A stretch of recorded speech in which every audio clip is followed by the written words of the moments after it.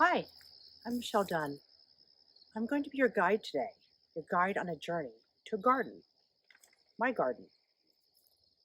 This garden is my life. It's a walled garden. We walked through the gate that said, "Enter to grow in wisdom." The walls of the garden separate what's outside the garden from what's inside, what I don't control from what I do control. Look around. What do you see? There are plants, there are trees, rocks, stream down there. For the most part, the garden doesn't change much from year to year, but it does grow a little. The trees grow a little bit taller, the bulbs break into more blossoms. Occasionally something doesn't make it through the winter. But with a little care and attention, it thrives. Water is a necessity of life. Without water, we wouldn't exist. The stream represents all of our necessities: food, shelter, clothing. We need some, but not too much.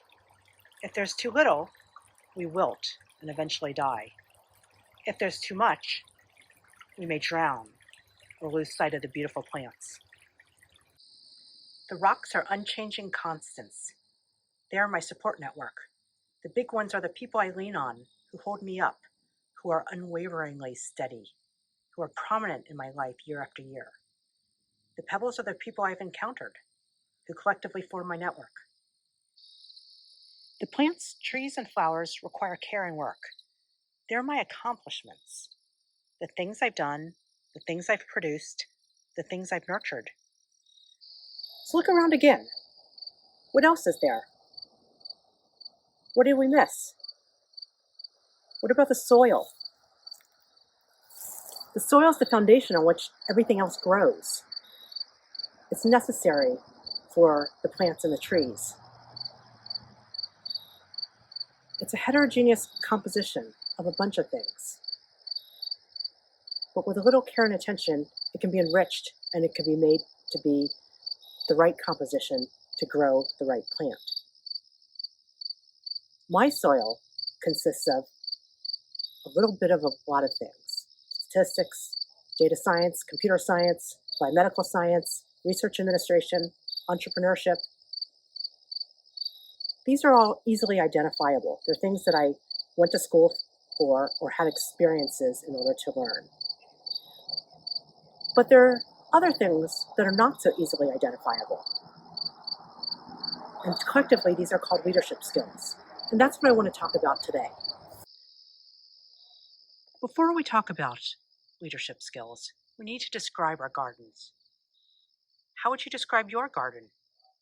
You could start by describing the parts: the water, the resources that are necessary for you, the rocks, the big boulders that you lean on, and small pebbles that form your network, the flowers, plants, and trees, the things you've managed to grow, your accomplishments great and small, the composition of your soil, your skills and knowledge already acquired. These are the parts of your garden, but your garden is greater than the sum of its parts. How would you describe it overall? Who are you? Are you a statistician? A data scientist? Are you a mother, a daughter, a sister, a wife? Are you a Bayesian, a frequentist? Are you a biostatistician? Are you an econometrician? Your garden today does not have to be the garden of tomorrow. What do you want your garden to be next year? How about in 5 years or 10 years? Or in your eulogy? What do you want its description to be? My garden's a public service. What that means is that I take my statistics and data science skills and I use them towards problems for the public good. I've spent the majority of my working career as a public servant, that is, under an oath to protect the Constitution. I spent my time in two different areas: one, biomedical science, and two, defense and national security. But in both cases, my goal has been to find the most pressing problems, to apply the skills that I have towards them, and to build the skills that I don't have. I consider myself a statistician, a data scientist, a Bayesian, a mother, a daughter, a wife. Other people call me a leader, but I think we're all leaders. Leadership is a set of skills, just like our technical skills. And it's important, though, to think about those skills and to build them because, like the technical skills, they take practice. So today we're going to focus on those leadership skills.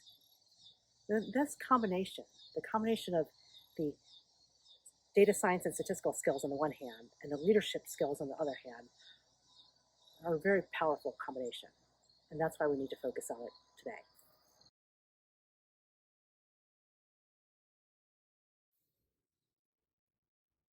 We're all leaders in our own way. You've already shown that you can lead yourself. You've already shown that you can lead your peers. One day, you might have the opportunity to lead larger groups. You might be the department head, or you might be the dean of a school. You might be the chief data scientist of a company or the United States. In any of these positions, you're going to need your leadership skills as much as, if not more than, your data science and your statistics skills. So there's one thing I want you to always remember. Take the opportunity to lead when the right opportunities arise. Welcome the responsibility to lead when you get them. Take opportunities, welcome responsibilities. Opportunities are going to be all around. Particularly if you raise your hand and volunteer, these opportunities will emerge. When you find the right one, it's your responsibility to take it, whether you think that you're doing it because it's a challenge, because it's a means to an end, or because it's your moral duty. Welcome the responsibility. So first we're going to talk about why the opportunity to lead may come earlier than you expect.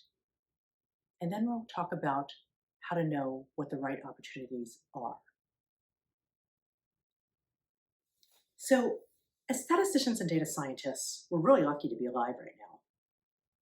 We are in a high demand field and we have high demand skills.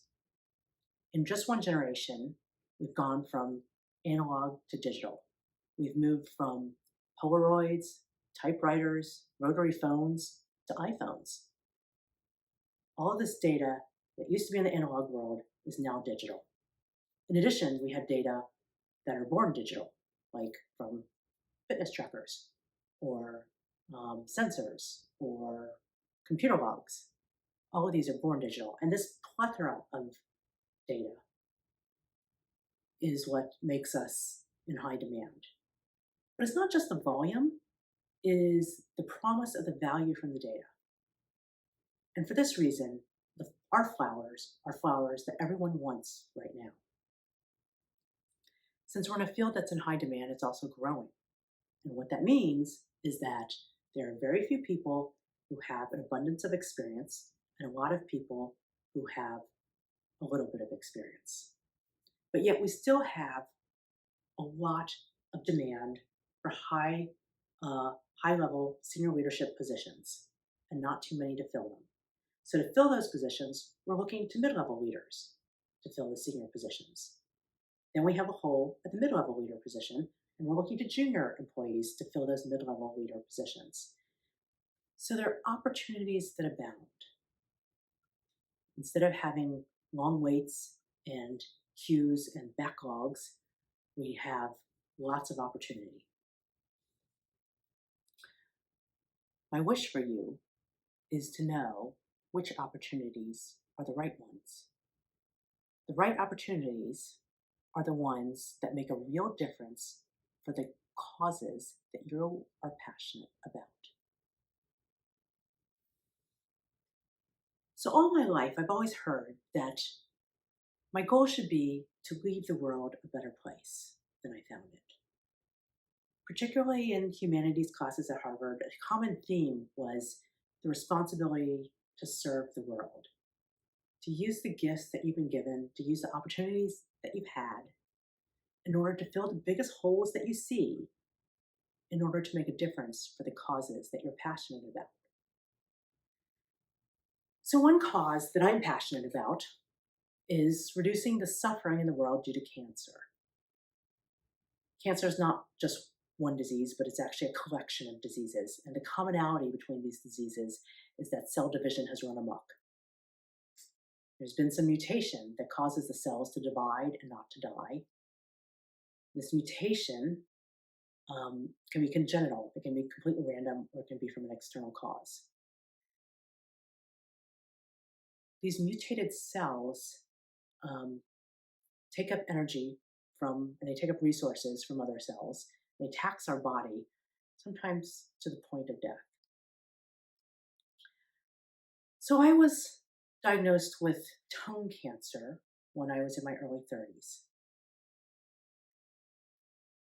The treatment was surgical removal of tissue, which means cutting of the tongue. I went into that surgery not knowing if I'd be able to come out and be able to speak when I came out.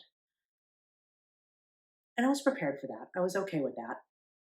What I wasn't prepared for, though, was the amount of pain. Your tongue is vascular. There's a lot of blood cells. There are also a lot of nerves, which means it hurts. So it hurts when you bite your tongue, and it really hurts when you have a third of your tongue cut out. It hurts so much after the surgery that every single muscle in my body was taut and tight, stiff as a board.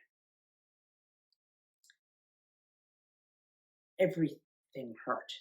It hurt so much I would be screaming, except in order to scream, you have to move the muscles in your mouth. And I couldn't do that because I was too stiff due to the pain. So I couldn't scream. I knew intellectually, in order to get over that pain, in order to have it not hurt as much, I needed to swallow the pain medication.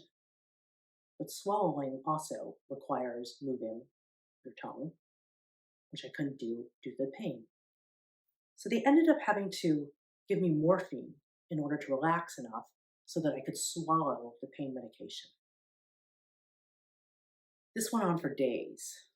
It was months before I could swallow properly again. My experience with cancer made me passionate about doing what I could in order to prevent other people from suffering the way I did. So one day, I saw an ad in Amstat News for a job at the National Cancer Institute. And if there was one job that would entice me to spend an hour away from my kids and at a job, it would be contributing to cancer research. So I am not qualified to pipette anything in a lab. But this job was for a program director in statistics, which I was capable of doing. The job of the program director is to read about statistical methodology and to evaluate what looks promising. So I applied for the job and I got it. And those of you who knew me during that time attest to that I wasn't just capable of the job. I was passionate about it, and therefore I excelled at it. I took initiative. I looked for holes. I filled the holes. I took initiative, and initiative is probably the most important leadership skill. I didn't take initiative in order to be a leader, though. I took initiative because I was passionate about the end goal. The takeaway from this that I want you to remember is that you need to find what you're passionate about. You need to determine what you're passionate about and let that decide the dimension of the world in which you want to leave a better place. In that dimension, figure out how you can contribute, and then figure out how you want to contribute.